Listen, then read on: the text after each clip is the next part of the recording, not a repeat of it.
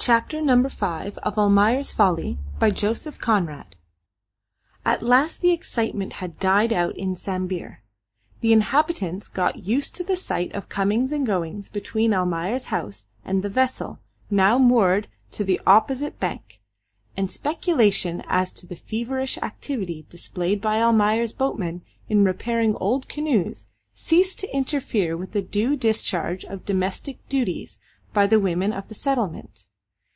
Even the baffled Jim-Eng left off troubling his muddled brain with secrets of trade, and relapsed by the aid of his opium pipe into a state of stupefied bliss, letting Babalatchi pursue his way past his house uninvited and seemingly unnoticed. So on that warm afternoon, when the deserted river sparkled under the vertical sun, the statesman of Sambir could, without any hindrance from friendly inquirers, shove off his little canoe from under the bushes, where it was usually hidden during his visits to Almayer's compound. Slowly and languidly Babalatchi paddled, crouching low in the boat, making himself small under his enormous sun hat to escape the scorching heat reflected from the water. He was not in a hurry. His master, Lakamba, was surely reposing at this time of the day.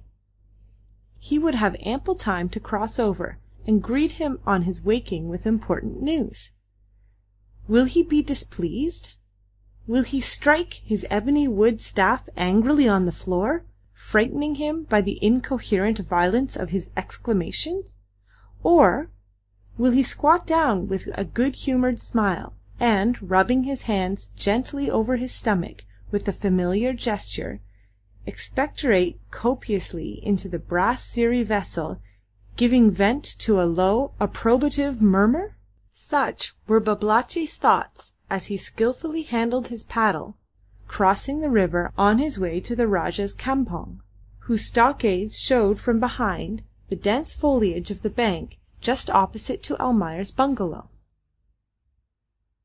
Indeed, he had a report to make, something certain at last to confirm the daily tale of suspicions, the daily hints of familiarity, of stolen glances he had seen, of short and burning words he had overheard exchanged between Dain Maroola and Almayer's daughter. Lakamba had, till then, listened to it all calmly with evident distrust. Now he was going to be convinced, for Babalatchi had the proof, had it this very morning, when fishing at break of day in the creek over which stood Balanji's house. There, from his skiff, he saw Nina's long canoe drift past, the girl sitting in the stern bending over Dain, who was stretched in the bottom with his head resting on the girl's knees. He saw it. He followed them, but in a short time they took to the paddles and got away from under his observant eye. A few minutes afterward he saw Balanji's slave girl paddling in a small dugout to the town with her cakes for sale. She also had seen them in the grey dawn, and Babalatchi grinned confidentially to himself at the recollection of the slave girl's discomposed face, of the hard look in her eyes, of the tremble in her voice when answering his questions. That little Tamina evidently admired Dain Maroola. That was good, and Babalatchi laughed out loud at the notion. Then, becoming suddenly serious, he began by some strange association of ideas to speculate upon the price for which Balanji would, possibly, sell the girl.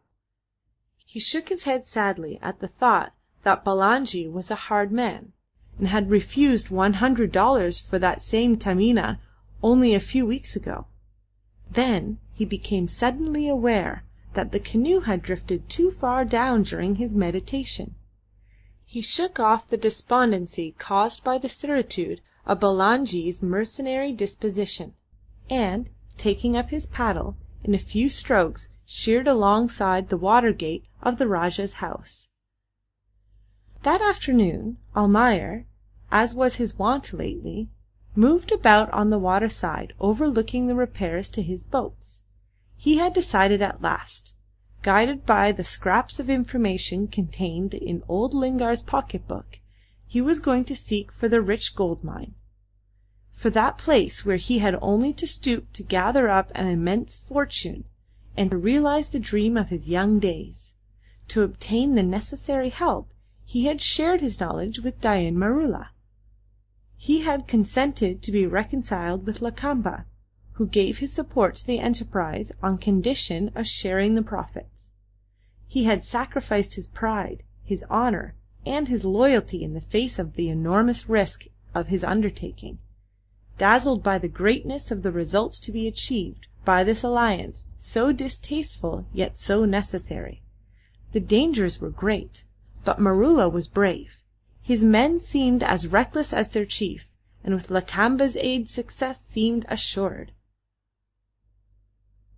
For the last fortnight Almayer was absorbed in the preparations, walking amongst his workmen and slaves in a kind of waking trance, where practical details as to the fitting out of the boats were mixed up with vivid dreams of untold wealth, where the present misery of burning sun, of the muddy and malodorous river bank, disappeared in a gorgeous vision of a splendid future existence for himself and Nina. He hardly saw Nina during these last days, although the beloved daughter was ever present in his thoughts. He hardly took notice of Dain, whose constant presence in his house had become a matter of course to him now that they were connected by a community of interests. When meeting the young chief, he gave him an absent greeting and passed on, seemingly wishing to avoid him, bent upon forgetting the hated reality of the present by absorbing himself in his work, or else by letting his imagination soar far above the tree-tops into the great white clouds away to the wasteland, where the paradise of Europe was awaiting the future Eastern millionaire. And Maroola, now the bargain was struck and there was no more business to be talked over, evidently did not care for the white man's company. Yet Dain was always about the house, but he seldom stayed long by the riverside. On his daily visits to the white man the Malay chief preferred to make his way quietly through the central passage of the house, and would come out into the garden at the back, where the fire was burning in the cooking shed, with the rice kettle swinging over it, under the watchful supervision of Mrs. Almayer. Avoiding that shed, with its black smoke and the warbling soft feminine voices, Dain would turn to the left. There, on the edge of a banana plantation, a clump of palms and mango trees formed a shady spot, a few scattered bushes giving it a certain seclusion into which only the serving women's chatter or an occasional burst of laughter could penetrate. Once in, he was invisible, and hidden there, leaning against the smoked trunk of a tall palm, he waited with gleaming eyes and an assured smile to hear the faint rustle of dried grass under the light footsteps of Nina. From the very first moment when his eyes beheld this, to him, perfection of loveliness, he felt in his inmost heart the conviction that she would be his. He felt the subtle breath of mutual understanding passing between their two savage natures, and he did not want Mrs. Almayer's encouraging smiles to take every opportunity of approaching the girl.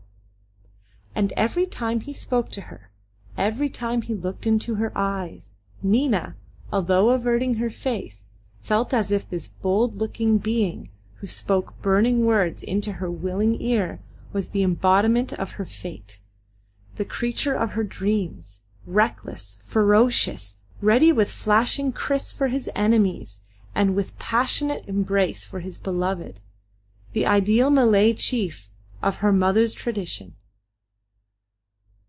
She recognized with a thrill of delicious fear the mysterious consciousness of her identity with that being. Listening to his words, it seemed to her she was born only then to a knowledge of a new existence, that her life was complete only when near him, and she abandoned herself to a feeling of dreamy happiness, while, with half-veiled face and in silence, as became a Malay girl, she listened to Dain's words, giving up to her the whole treasure of love and passion his nature was capable of, with all the unrestrained enthusiasm of a man totally untrammelled by any influence of civilized self-discipline. And they used to pass many a delicious and fast-fleeting hour under the mango trees behind the friendly curtain of bushes, till Mrs. Almayer's shrill voice gave the signal of unwilling separation. Mrs. Almayer had undertaken the easy task of watching her husband lest he should interrupt the smooth course of her daughter's love affair, in which she took a great and benignant interest. She was happy and proud to see Dain's infatuation, believing him to be a great and powerful chief, and she found also a gratification in her mercenary instincts in Dain's open-handed generosity. On the eve of the day when Babalatchi's suspicions were confirmed by ocular demonstration, Dain and Nina had remained longer than usual in their shady retreat. Only Almayer's heavy step on the veranda and his querulous clamour for food decided Mrs. Almayer to lift a warning cry. Maroola leaped lightly over the low bamboo fence, and made his way stealthily through the banana plantation down to the muddy shore of the back creek, while Nina walked slowly towards the house to minister to her father's wants, as was her wont every evening. Almayer felt happy enough that evening. The preparations were nearly completed. Tomorrow he would launch his boats. In his mind's eye he saw the rich prize in his grasp, and, with tin spoon in hand, he was forgetting the plateful of rice before him in the fanciful arrangement of some splendid banquet to take place on his arrival in Amsterdam. Nina, reclining in the long chair, listened absently to the few disconnected words escaping from her father's lips. Expedition! Gold! What did she care for all that? But the name of Maroola mentioned by her father, she was all attention. Dain was going down the river with his brig tomorrow, to remain away for a few days, said Almayer. It was very annoying, this delay. As soon as Dain returned, they would have to start without loss of time, for the river was rising. He would not be surprised if a great flood was coming, and he pushed away his plate with an impatient gesture on rising from the table. But now Nina heard him not. Dain going away! That's why he had ordered her. With that quiet masterfulness it was her delight to obey, to meet him at break of day in Balangi's creek. Was there a paddle in her canoe? She thought. Was it ready? She would have to start early, at 4 a.m, in a very few hours. She rose from her chair, thinking she would require rest before the long pull in the early morning. The lamp was burning dimly, and her father, tired with the day's labour, was already in his hammock. Nina put the lamp out, and passed into the large room she shared with her mother on the left of the central passage. Entering, she saw that Mrs. Almayer had deserted the pile of mats serving her as bed in one corner of the room, and was now bending over the opened lid of her large wooden chest. Half a shell of coconut filled with oil, where a cotton rag floated for a wick, stood on the floor, surrounding her with a ruddy halo of light shining through the black and odorous smoke. Mrs. Almayer's back was bent, and her head and shoulders hidden in the deep box. Her hands rummaged in the interior, where a soft clink as of silver money could be heard. She did not notice at first her daughter's approach, and Nina, standing silently by her, looked down on many little canvas bags ranged in the bottom of the chest, wherefrom her mother extracted handfuls of shining guilders and Mexican dollars, letting them stream slowly back again through her claw-like fingers. The music of tinkling silver seemed to delight her, and her eyes sparkled with the reflected gleam of freshly minted coins. She was muttering to herself, "And this, and this, and yet this! Soon he will give more, as much more as I ask. He is a great Rajah, a son of heaven, and she will be a Rani. He gave all this for her, Who ever gave anything for me? I am a slave. Am I? I am the mother of a great Ranee." She became aware suddenly of her daughter's presence, and ceased her droning, shutting the lid down violently. Then, without rising from her crouching position, she looked up at the girl standing by with a vague smile on her dreamy face. "You have seen, have you?" she shouted shrilly. "That is all mine, and for you. It's not enough. He will have to give more before he takes you away to the southern island where his father is king. You hear me? You are worth more, granddaughter of Rajahs. More! More!" The sleepy voice of Almayer was heard on the veranda recommending silence. Mrs. Almayer extinguished the light and crept into her corner of the room. Nina lay down on her back on a pile of soft mats, her hands entwined under her head, gazing through the shutterless hole serving as a window at the stars twinkling on the black sky. She was awaiting the time of start for her appointed meeting place. With quiet happiness she thought of that meeting in the great forest, far from all human eyes and sounds. Her soul, lapsing again into the savage mood, which the genius of civilization, working by the hand of Mrs. Vinck, could never destroy, experienced a feeling of pride and of some slight trouble at the high value of her worldly wise mother had put upon her person. But she remembered the expressive glances and the words of Dain, and, tranquilized, she closed her eyes in a shiver of pleasant anticipation. There are some situations where the barbarian and the so-called civilized man meet upon the same ground. It may be supposed that Dain Maroola was not exceptionally delighted with his prospective mother-in-law, nor that he actually approved of that worthy woman's appetite for shining dollars. Yet on that foggy morning when Babalatchi, laying aside the cares of state, went to visit his fish baskets in the Balangi Creek, Maroola had no misgivings, experienced no feelings but those of impatience and longing, when paddling to the east side of the island forming the backwater in question. He hid his canoe in the bushes and strode rapidly across the islet, pushing with impatience through the twigs of heavy undergrowth intercrossed over his path. From motives of prudence he would not take his canoe to the meeting place, as Nina had done. He had left it in the main stream till his return from the other side of the island. The heavy warm fog was closing rapidly round him, but he managed to catch a fleeting glimpse of a light away to the left, proceeding from Balangi's house. Then he could see nothing in the thickening vapour, and kept to the path only by a sort of instinct, which also led him to the very point on the opposite shore he wished to reach.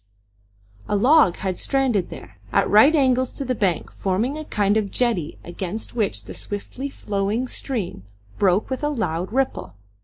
He stepped on it with a quick but steady motion, and in 2 strides found himself at the outer end, with the rush and swirl of the foaming water at his feet.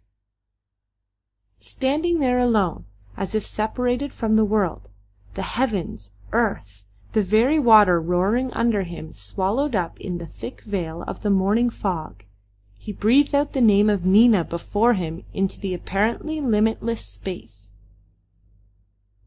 Sure of being heard, instinctively sure of the nearness of the delightful creature, certain of her being aware of his near presence, as he was aware of hers. The bow of Nina's canoe loomed up close to the log, canted high out of the water by the weight of the sitter in the stern. Maroola laid his hand on the stern and leaped lightly in, giving it a vigorous shove off. The light craft, obeying the new impulse, cleared the log by a hair's breadth, and the river, with obedient complicity, swung it broadside to the current, and bore it off silently and rapidly between the invisible banks. And once more Dain, at the feet of Nina, forgot the world, felt himself carried away helpless by a great wave of supreme emotion, by a rush of joy, pride, and desire, understood once more with overpowering certitude that there was no life possible without that being he held clasped in his arms with passionate strength in a prolonged embrace. Nina disengaged herself gently with a low laugh. "You will overturn the boat, Dain," she whispered. He looked into her eyes eagerly for a minute, and let her go with a sigh. Then, lying down in the canoe, he put his head on her knees, gazing upwards and stretching his arms backwards till his hand met round the girl's waist. She bent over him, and shaking her hand, framed both their faces in the falling locks of her long black hair. And so they drifted on, he speaking with all the rude eloquence of a savage nature giving itself up without restraint to an overmastering passion, she bending low to catch the murmur of words sweeter to her than life itself. To those two nothing existed outside the gunwales of the narrow and fragile craft. It was their world, filled with their intense and all-absorbing love. They took no heed of the thickening mist, or of the breeze dying away before sunrise. They forgot the existence of the great forests surrounding them, of all the tropical nature awaiting the advent of the sun in a solemn and impressive silence. Over the low river mist, hiding the boat with its fragrance of young passionate life and all forgetful happiness, the stars paled, and a silvery grey tint crept over the sky from the eastward. There was not a breath of wind, not a rustle of stirring leaf, not a splash of leaping fish to disturb the serene repose of all living things on the banks of the great river. Earth, river, and sky were wrapped up in a deep sleep, from which it seemed there would be no waking. All the seething life and movement of tropical nature seemed concentrated in the ardent eyes, in the tumultuously beating hearts of the two beings drifting in the canoe under the white canopy of mist over the smooth surface of the river. Suddenly a great sheaf of yellow rays shot upward from behind the black curtain of the trees lining the banks of the Pantai. The stars went out. The little black clouds at the zenith glowed for a moment with crimson tints, and the thick mist, stirred by the gentle breeze, the sigh of waking nature, whirled round and broke into fantastically torn pieces, disclosing the wrinkled surface of the river sparkling in the broad light of day. Great flocks of white birds wheeled screaming above the swaying tree-tops. The sun had risen on the east coast. Dain was the first to return to the cares of everyday life. He rose and glanced rapidly up and down the river. His eye detected Babalatchi's boat astern, and another small black speck on the glittering water, which was Tamina's canoe. He moved cautiously forward, and, kneeling, took up a paddle. Nina at the stern took hers. They bent their bodies to the work, throwing up the water at every stroke, and the small craft went swiftly ahead, leaving a narrow wake fringed with a lace border of white and gleaming foam. Without turning his head, Dain spoke. "Somebody behind us, Nina. We must not let him gain. I think he is too far to recognize us." "Somebody before us also," panted out Nina, without ceasing to paddle. "I think I know," rejoined Dain. "The sun shines over there, but I fancy it is the girl Tamina. She comes down every morning to my brig to sell cakes. Stays often all day. It does not matter. Steer more to the bank. We must get under the bushes. My canoe is hidden not far from here." As he spoke his eyes watched the broad-leaved nipas, which they were brushing in their swift and silent course. "Look out, Nina," he said at last. "There, where the water palms end, and the twigs hang down under the leaning tree. Steer for the big green branch." He stood up, attentive, and the boat drifted slowly inshore, Nina guiding it by a gentle, skilful movement of her paddle.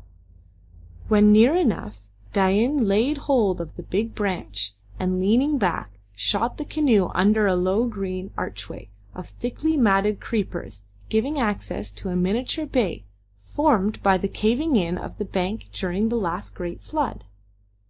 His own boat was there, anchored by a stone, and he stepped into it, keeping his hand on the gunwale of Nina's canoe.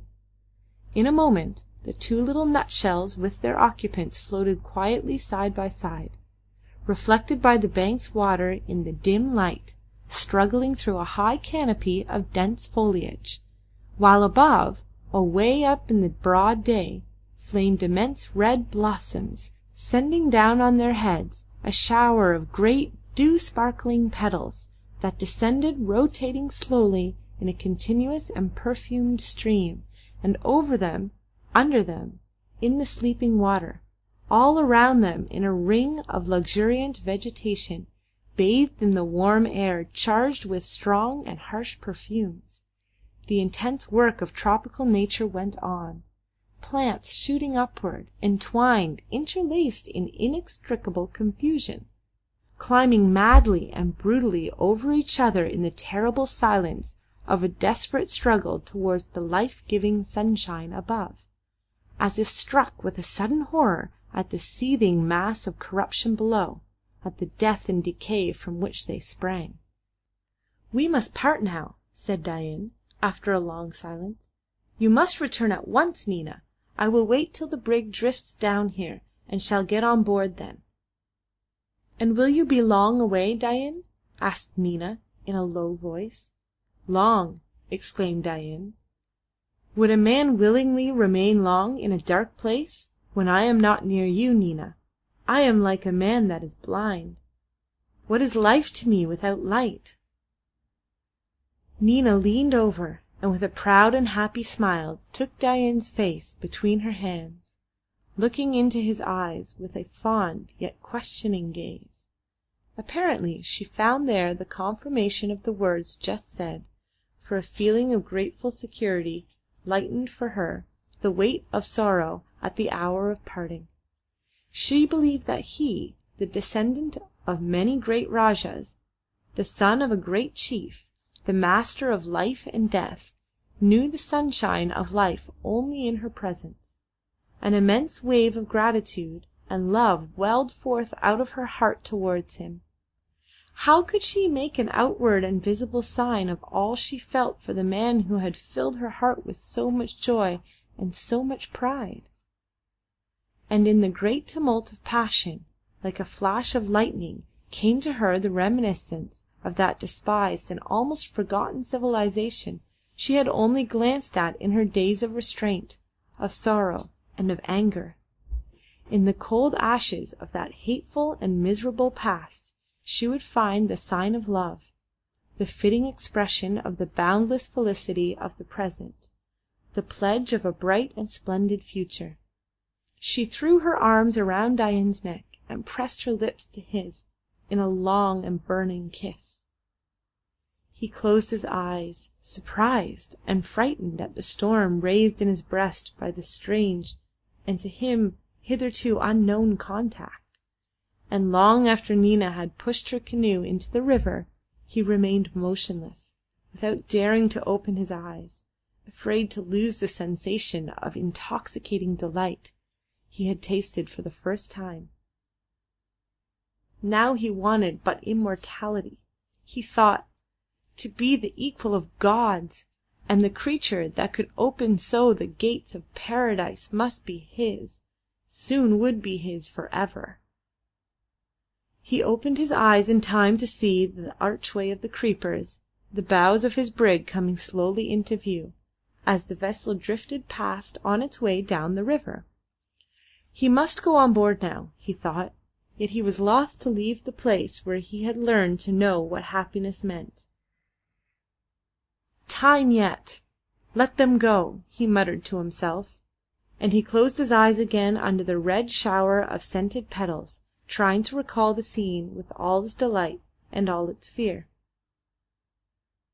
He must have been able to join his brig in time, after all, and found much occupation outside, for it was in vain that Almayer looked for his friend's speedy return. The lower reach of the river where he so often and so impatiently directed his eyes, remained deserted, save for the rapid flitting of some fishing canoe. But down the upper reaches came black clouds and heavy showers, heralding the final setting in of the rainy season, with its thunderstorms and great floods, making the river almost impossible of ascent for native canoes. Almayer, strolling along the muddy beach between his houses, watched uneasily the river rising inch by inch, creeping slowly nearer to the boats, now ready and hauled up in a row under the cover of dripping kajang mats. Fortune seemed to elude his grasp, and in his weary tramp backwards and forwards under the steady rain falling from the lowering sky, a sort of despairing indifference took possession of him. What did it matter? It was just his luck. Those two infernal savages, Lakamba and Dain, induced him, with their promises of help, to spend his last dollar in the fitting out of boats, and now one of them was gone somewhere, and the other shut up inside a stockade would give no sign of life. No, not even the scoundrelly Babalatchi, thought Almayer, would show his face near him. Now they had sold him all the rice, brass gongs, and cloth necessary for his expedition. They had his very last coin, and did not care whether he went or stayed. And with a gesture of abandoned discouragement, Almayer would climb up slowly to the veranda of his new house to get out of the rain, and leaning on the front rail, with his head sunk between his shoulders, he would abandon himself to the current of bitter thoughts, oblivious of the flight of time and the pangs of hunger, deaf to the shrill cries of his wife calling him to the evening meal. When roused from his sad meditations by the first roll of the evening thunderstorm, he stumbled slowly towards the glimmering light of his old house. His half-dead hope made his ears preternaturally acute to any sound on the river. Several nights in succession he had heard the splash of paddles, and had seen the indistinct form of a boat, but when hailing the shadowy apparition, his heart bounding with sudden hope for hearing of Dain's voice, he was disappointed each time by the sulky answer, conveying to him the intelligence that the Arabs were on the river, bound on a visit to the home-staying Lakamba. This caused him many sleepless nights, spent in speculating upon the kind of villainy those estimable personages were hatching now. At last, when all hope seemed dead, he was overjoyed on hearing Dain's voice. But Dain also appeared very anxious to see Lakamba, and Almayer felt uneasy owing to a deep and ineradicable distrust as to that ruler's disposition towards himself. Still, Dain had returned at last. Evidently he meant to keep his bargain. Hope revived, and that night Almayer slept soundly, while Nina watched the angry river under the lash of thunderstorm sweeping onward towards the sea. End of chapter 5. Recording by Crystal Treader.